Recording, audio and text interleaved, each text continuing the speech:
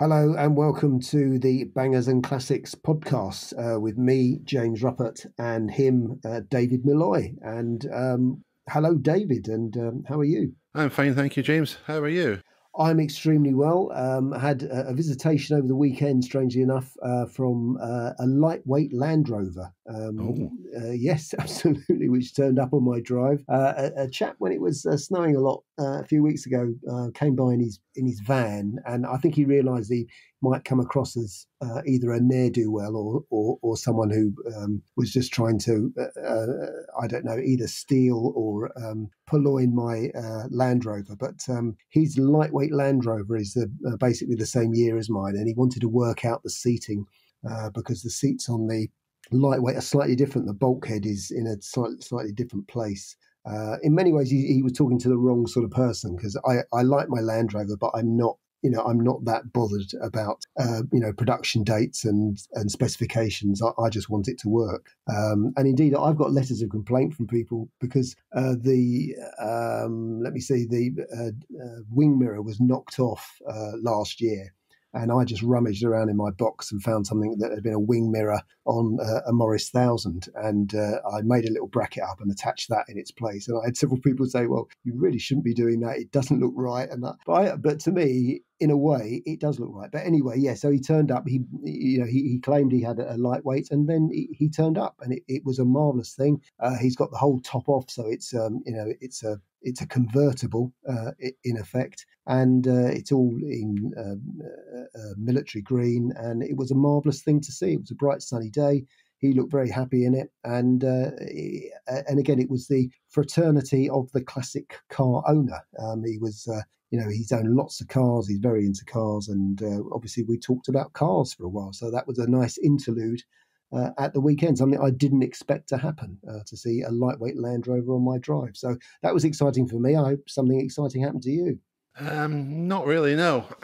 A bit under the weather at the weekend. I had my COVID-19 jab last Friday, and I thought I'd taken a small reaction to it. Turned out it was just a cold because my wife had it as well, and she's not had her jab, so that was it. So yeah, a bit of a washout, but hey ho, all's good and well now, and that's all that matters. Anyway, I've got to say, James, I did it again last week on the podcast. A blooper. I referred to Derek Meddings as a sci-fi expert, and I don't know why I did that. I know fine well what he is. Derek Meddings was very much a special effects expert of the highest quality. So I apologise to anyone who's a fan of his for referring to him as a sci-fi expert. The chap was extremely good, worked for Jerry Anderson for many years, even worked in Superman and James Bond films. Very talented chap indeed.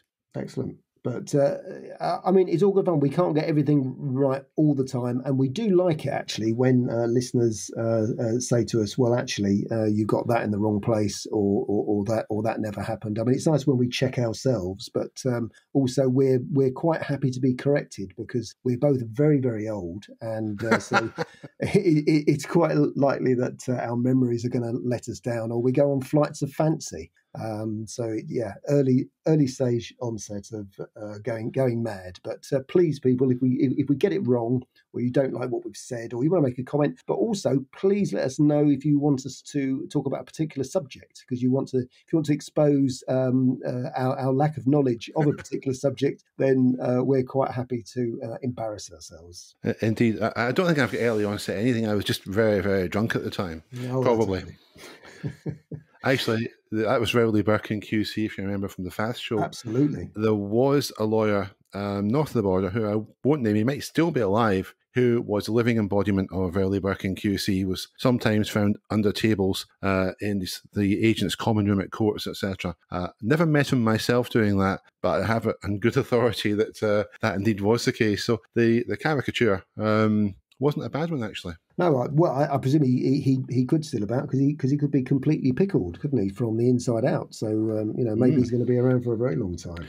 Yeah, I mean, he was still practicing when I was still practicing, I believe. So he must have been a good age then, probably. Actually, I won't give his age away because that might give him away again. So yes, he wasn't in the first flush of youth, shall we say? And yes, we'll leave stories of my previous career for another time. Though you were talking about some of your other jobs previously, James, if you remember. Yeah. Well, did I ever tell you about the time that I was picked out to be a model for a nationwide fashion concern? Well, I sort of find that strangely hard to believe, but I would like to know a lot more. Yes, well, what happened was it was a public audition. I went to the audition. My name was called, went on stage, obviously impressed the guy, the sort of model wrangler or whatever he was. 'Cause as soon as he saw me, he shouted, "Next!" And that was it. And oddly enough, I never heard from him. I guess they must have lost my address or something. Well, that's right. Absolutely. Yeah, well, that's it. The face for radio, etc. But we're not going to go there. No, that's right. Absolutely. But yes, moving on before I get myself into even more hot water with something or other. With the 2021 Formula One season about to start, here's a timely reminder that you can buy my book, The Ultimate Unofficial Formula One Quiz Book, from Amazon. It's a combination of a quiz and a history book. It costs £8 in paperback, and half of my royalties go directly to charity. So, James, a little change of subject here. How about we chat about interesting and or beautiful cars that were flops? One I've always liked and thought about a great deal was the Lancia Gamma. There were two versions of it, obviously. There was the coupe that most people seem to like, but I was really more of a fan of the Berliner, which looked to my eyes like a Lancia Beta saloon on steroids. I don't know what your thoughts are in any cars of that ilk that came along, looked good, had some technically interesting features, but never really made the market penetration they might have. Yeah, I mean you're right about any Lancia from that period. I think George Bishop, who wrote on Car, might have had one of those. As I'm struggling to remember, but yeah, any Lancia from that period was always very good. Yeah, I quite like some unusual stuff. I mean, there was one that would interest you, which was the Avante, which was basically a Lotus Elan, wasn't it? That's right, And yeah. that was very, very low production figures on that, and it looked very pretty as well. And I think some people would even say it was probably better than the original Elan, but it was clearly based on that. Yeah. And that would have thought would have done rather well. Yeah, I mean, that was launched in, late 80s round about Yeah, then? about 87, I think.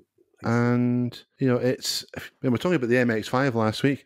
There was, if you wanted a modern version of a rear-wheel drive Lotus Elan or a modernised version, the Avante was the thing to have. Yeah. I mean, I would still say the front-wheel drive Elan was the better car than it. But if you were, if you had your heart set in rear-wheel drive, wanted a car that performed well, looked great in a sort of retro style, then the Avante was definitely one to go for. That's right. Yeah, and also while we're going down the sort of weird British sort of kit car, not kit car, dead end, the Clan Crusader. I always thought quite an interesting little thing. And instead of having a mini underneath it or something else, it was actually I think it was a Sunbeam Stiletto. More to the point, wasn't it? I think underneath. Yeah, it was Stiletto or imp based. Yeah, yeah. The same engine, the sort of Coventry Climax derived engine. I actually knew a chap who had one. Oh, did you really? Many years ago. It never actually worked. I think when I knew him, either that he just didn't want to take me for a spin in it, but one or the other. That was quite interesting. Yeah, I knew somebody who was at Lotus and went there and worked on the engineering side for a bit. Who used to live not far from me. Was that not Brian Luff? Yes, that was Brian Luff. There you go. Yes, I interviewed Brian a couple of times about things, and yes, he was involved with that. But I thought that was a very good car. In fact, Brian Luff had his own car as well, which, as you just mentioned it, but I can't remember what it was called. But it wasn't a very pretty car, I remember. But it was interesting. But I think that was mini based. Yeah, I mean they did another version of the Clan, the Clover, which had Alfa Romeo running gear. Yeah. If you remember, it came along, I think, in the 80s. And I don't think it was a big hit. I think they actually may have manufactured that in Northern Ireland by then. I'm not quite 100% in that. I haven't researched that. But from memory, yeah, there was a version called the Clover, Alfa Romeo gear. Could have been manufactured across the Irish Sea. And just a weird American. Did you ever come across the Cheetah at all, which was basically all bonnet and nothing else, and it was like an American TVR. No. Quite a spectacular looking thing. Obviously, it didn't do very well, but it was like a Corvette which didn't have a boot on it, and it was even more bonnet. So it was. I mean, it's a very odd looking thing, but I always wondered why that sort of didn't do better in a sort of an AC Cobra sort of way. and it would have been great in a film. And someone will probably tell me it's been in a film. That's worth looking up if you've got the time. Look up Cheetah, and you'll see a very unusual looking vehicle, which was obviously a massive V8 at the front, and I would assume quite a challenge to drive. Well, I'm not familiar with it, but I will look it up. More recent times, you had the Renault Avantime, which was brought out I think it came out in end of 2001, only lasted till early 2003. And I remember I actually saw one of the early prototypes. I was over in France at an event, and it was there. And it did look very much ahead of its time. I think it still does. But there were so many problems with that. The doors weighed over 50 kilograms plus each. I mean, that's nearly as heavy as your wallet, James. Absolutely. But a very interesting looking car. And again, I think it showed that people were a bit more willing to, push the envelope of design, if it's possible to push the envelope of design, rather than just draw something on the back of an envelope, but actually go the whole hog and redesign the envelope, probably. Yeah.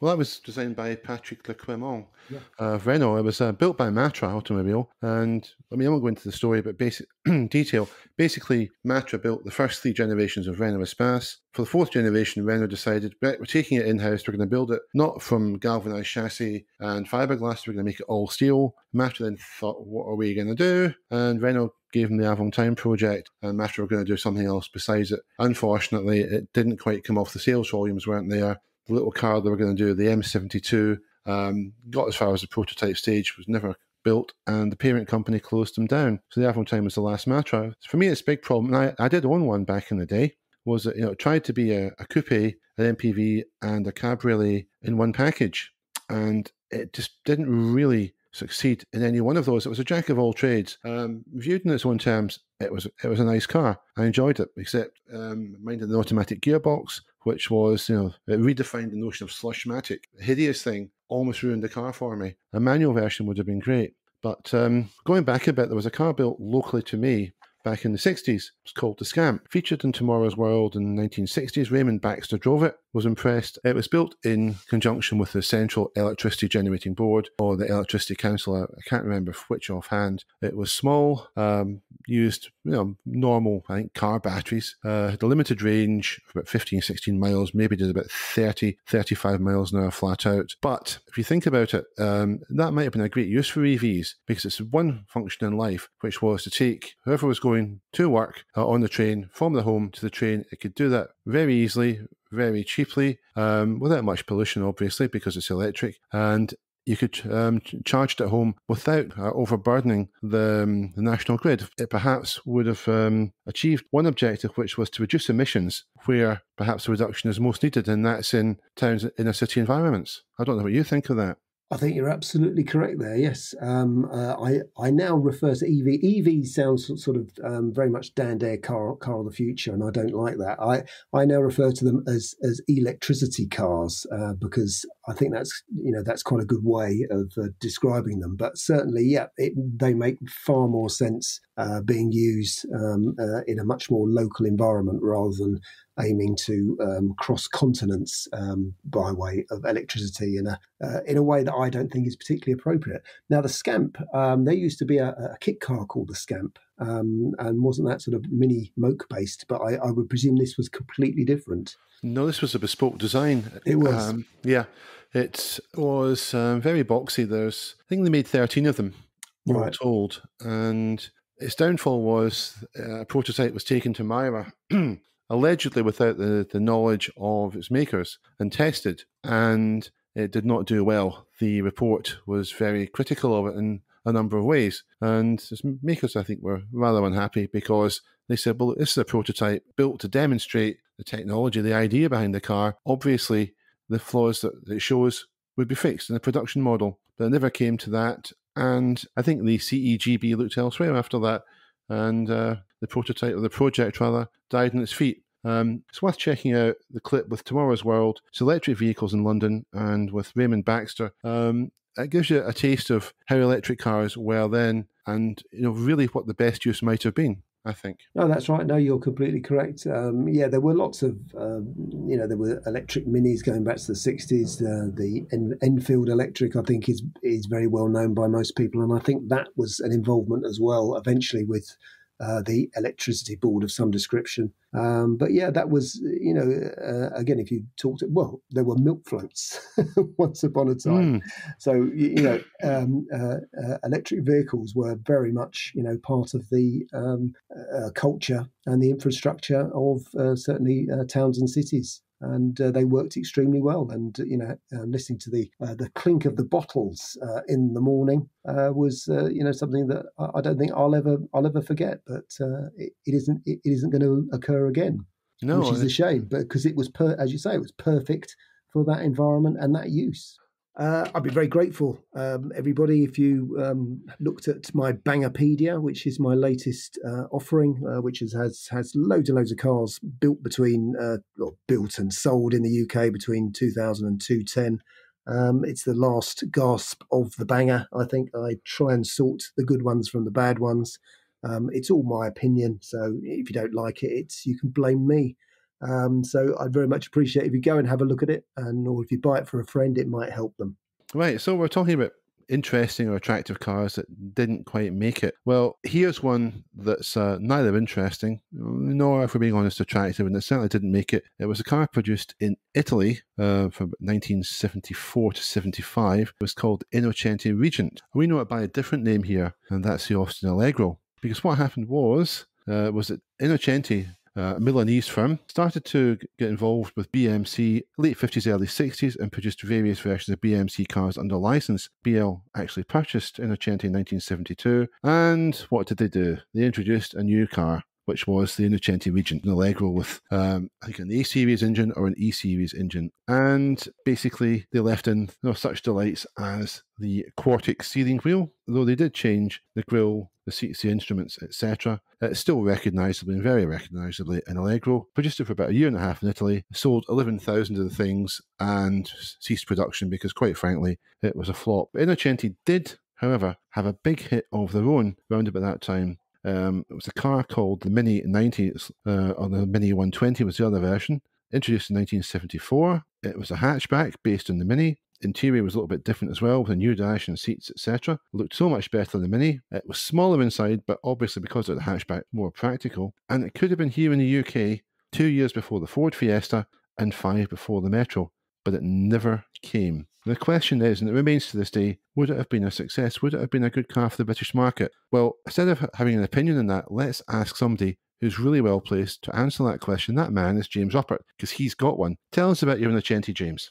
It's red and it looks like a Fiat. So if I'm out and about in it, and it's left-hand drive, obviously, everyone says, "Oh, that's a Fiat. That's a Fiat." So nobody realises that it's a Mini. But what it was actually a fantastic glimpse into the future of what could have been. It's a very pretty little car. It's of its time. It's a Bertone shape, so it's extremely well finished from a design point of view. And if you wanted a small hatchback car at the time, that would have been very cutting edge. So it sort of fits in with the absolute lunacy of British Leyland at the time, in that obviously they didn't see fit to import it. The rumours were that it would step all over the unions at the time, that there were all sorts of problems with if you started importing something from a factory in Italy that Leyland may have owned, and that would have caused problems. Then they went on about, and you may have an opinion on this, David, about the quality of the steel. They said it was Eastern market steel, so it rusted more than a normal car would have rusted. But as you know, any car in the 1970s or 60s was rusted to bits anyway, so that doesn't really stack up. But it was actually evaluated in the UK. I've actually spoken to the mechanic who used to service Donald Stokes' Innocenti. So he actually had one as his little shopping car. And they did certainly have a few of them at Longbridge for evaluation purposes, but it's probably lost in the mist of time. It is probably in some file somewhere, and I've been lucky enough to look through the files, and I haven't seen anything many years ago when I was researching a mini book. But it does seem that it's something that British Leyland could have brought in. Probably still called it an Innocenti. It might have given it a nice little sort of foreign sort of twist. And they would have sold bucket loads of the things, as they did all around Europe. It was big in Belgium, big in France, and big in Holland, and sort of quite big around the whole of Europe. But it never ever came to the UK, where, as you said, it would have been far ahead of the pack. And I think it's just one of those mistakes, one of many mistakes that were made by the people involved with British Leyland. Yeah, I mean, that's true, James. I mean, it was almost a mistake a day there, really, when you get down to it. But, I mean, they could have produced it in the UK. Is there any reason why they couldn't have had tooling manufactured to build it here, as well as in Italy? That would solve the problem with the union straight away. Well, you would have thought so, because the tooling actually came from here. And that's the other thing that you find out when you look into it. So it gets weirder and weirder. So you don't really understand why they didn't do it. But I'm sure it was treading on somebody's toes to actually produce it here for some reason. It was against someone's rules, or I don't know. It just but again, if you had a sensible person making the decisions, they would have greenlit the project in a heartbeat. But as I say, there's lots and lots of theories about it.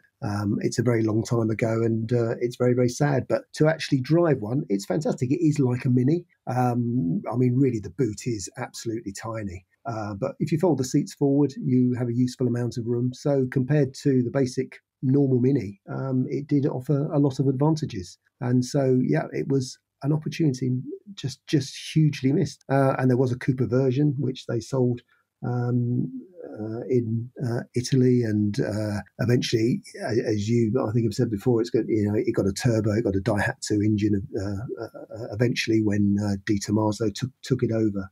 But it's a car that would have been, I think, better than the Metro. I was never a huge fan of the Metro, but again, British Leyland wasted millions and millions of pounds developing that car, which was actually fairly ordinary and sold less, units than the Mini did. So it was instead of adding to sales, which this car would have done, you would have kept the original Mini going and then brought this in. It was another case of just like the Allegro, sold less units than the 1100. So, replacing a car with another car that didn't sell as many. It's, again, lunacy on sticks, but British Leyland managed to do it. Yeah, the Innocenti 90 or 120 is such a pretty car. It would have sold here, there's absolutely no question. The competition at the time was pointing the way forward for front-wheel drive small hatchbacks. You had the Renault 5, Fiat 127, I think both from about 1972. You had the VW Polo, which I think came out in 74 as the Audi 50 originally. So obviously the market in Europe was heading towards front-wheel drive hatchbacks. Ford was working on the Fiesta, and British Leyland was doing nothing, but they had a ready-made front-wheel drive hatchback, and a very attractive one at that. All they had to do was bring it here, adjust it as necessary for the UK market, sell it, and reap the dividends, because this car, I am convinced, would have sold, and it would have given them a 2-year head start in the Fiesta. And I have to say, if you compare the Innocenti to the Metro, in terms of looks, I'm very much in favour of the Innocenti, I have to say. Even though it's a considerably older design, it just looks better. Would you agree with that, James? Oh, absolutely. No. I never liked the look of the Metro at all. I always thought it was quite a clumsy design, and in some ways sort of over-designed in a way. And the Bertone shape. Obviously, Italians know what they're doing when they're rearranging panels on a car, and they did it extremely well. And the perfect two-car garage would be a Bertone Mini and a Di Tommaso Pantera, wouldn't it? Really, those are the only two cars you would ever need, and that's what I'm working towards. I'm hoping, David, that when these podcasts make us rich and famous, then I can go and get a Pantera. Well, maybe somebody would just give you one. You never know if you ask nicely. That's what happens nowadays. I'm an influencer, which of course we're not pretending to be, but if you could just pretend to be one and say, "Hey guys, I'm an influencer. Give me a Di Tommaso and I'll promote your company." Why not? If you don't ask, you don't get. I can imagine what we would get if we asked. a big fat no, but there you go. But yes, one of the many missed opportunities, as you say, of British Leyland, and it's all a very sad story because in terms of job losses, in terms of the economy, in terms of the loss of the British car industry as a major player, as a major factor. Yeah, very much so. Yeah, strangely enough, I was looking at sales figures for the British Leyland Group, and it just sort of went down and down. And the year '75 when it went into state ownership, so we actually all owned it at that time because we were old enough to be around to own it. The sales went down, and it was, it was, but they were massive, massive figures. It was really high hundreds of thousands, because I haven't got these figures written down in front of me, but it was high hundreds of thousands, and it would drop by 100,000 sort of each year after that. And it is terribly sad because, as you say, it's terribly sad because of jobs and opportunities and engineering and reputation around the world, which we don't have for making cars anymore. Yeah. And that's another Bangers and Classics done for this week. Thank you very much for turning up. And it's a cheerio from me. It's a cheerio from me. Yeah, we'll see you next time. Thank you for listening. Thank you. Bye.